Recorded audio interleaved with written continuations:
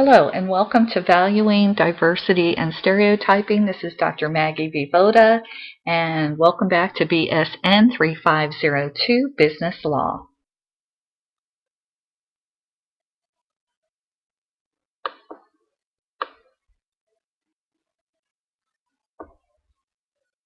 Effectively managing diversity not only makes good business sense, but also is an ethical imperative in U.S. society.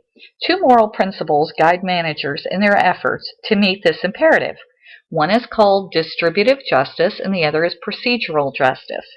The principle of distributive justice dictates fair distribution of pay, promotions, job titles, interesting job assignments, office space, and other organizational resources among members of an organization.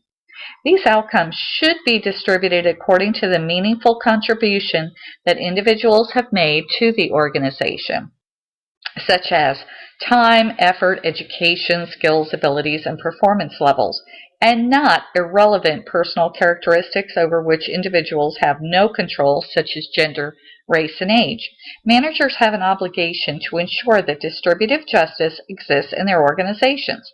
This does not mean that all members of an organization receive identical or similar outcomes.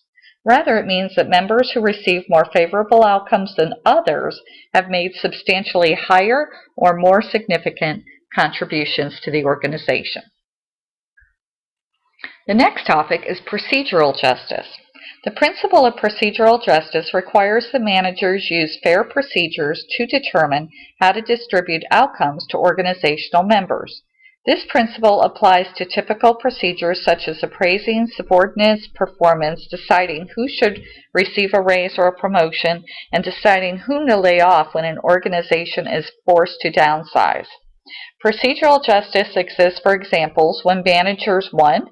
Carefully appraise a subordinate's performance, 2. Take into account any environmental obstacles to high performance beyond the subordinate's control, such as a lack of supplies, machine breakdown, or dwindling customer demand for a product, and 3. Ignore irrelevant personal characteristics such as the subordinate's age or ethnicity. Like distributive justice, procedural justice is necessary not only to ensure ethical conduct, but also to avoid costly lawsuits. Now, why does managing diversity make good business sense?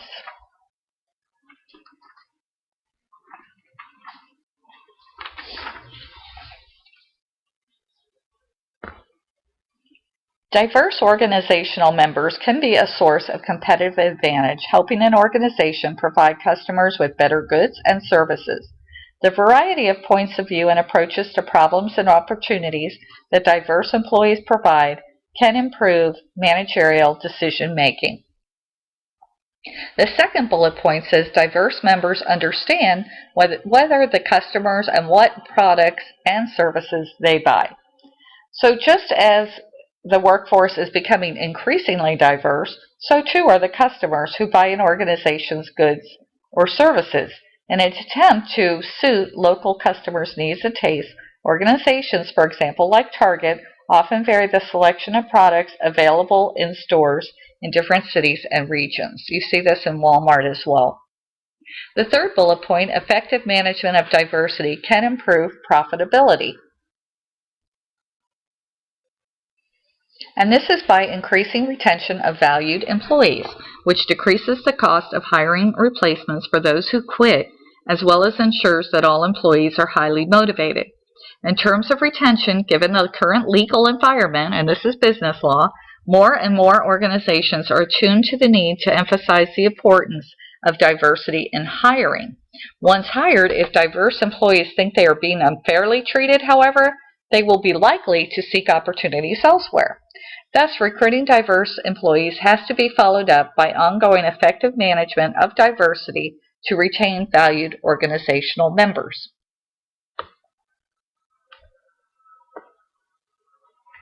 Now, next we're going to talk about stereotypes. Even though most people would agree that distributive justice and procedural justice are desirable goals, Diverse organizational members are sometimes treated unfairly, as previous examples we have mentioned. Why is this problem occurring? One important overarching reason is inaccurate perceptions.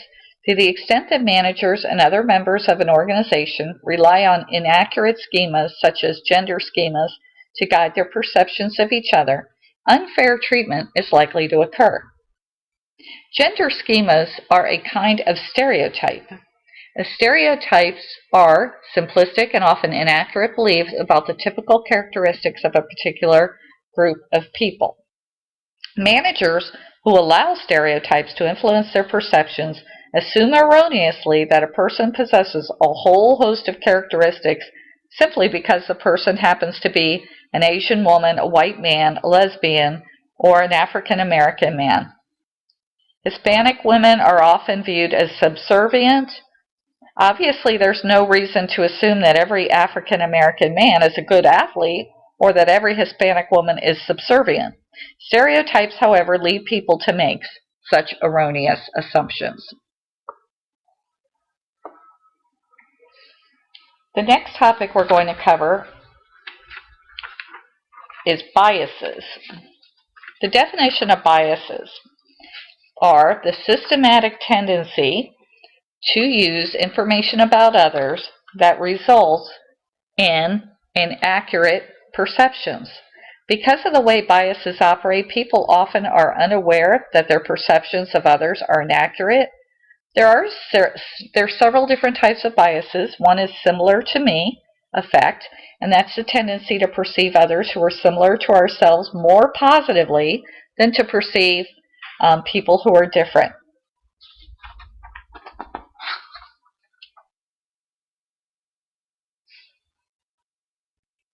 The salience effect is a tendency to focus attention on individuals who are conspicuously different from us.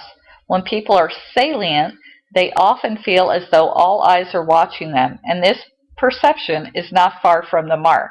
Salient individuals are more often the object of attention than any other members of a work group, for example. A manager has 6 white subordinates and 1 Hispanic subordinate reporting to her may inadvertently pay more attention to the Hispanic in the group meetings because of the salient effect.